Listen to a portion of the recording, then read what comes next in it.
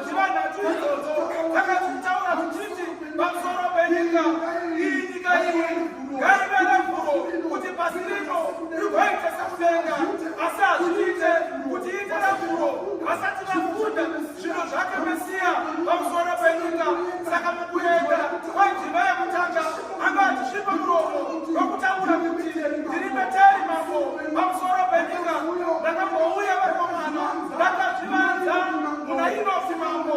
Saka vanhu vakaona ukwati muna Inoki mambo naiye Jesu sekuti akakasirwa nemuviri mutsva saInoki akapiwa muviri weAbhadharega pamusoro penyika.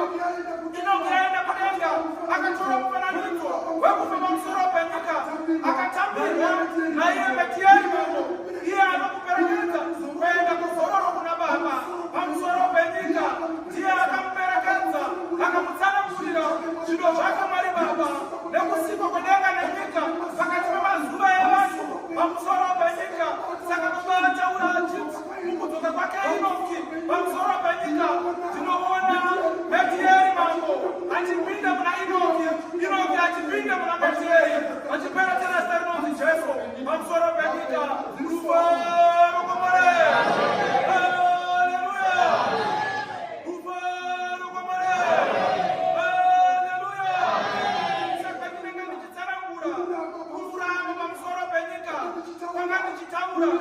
Kuuya kwaInoki mambo akakona madzishe mupasi nezvino zvake Mwari Baba achivakona nemuromo muchena waiye Gabhurieri mambo pakati pemazuva evanhu pamusoro penyika.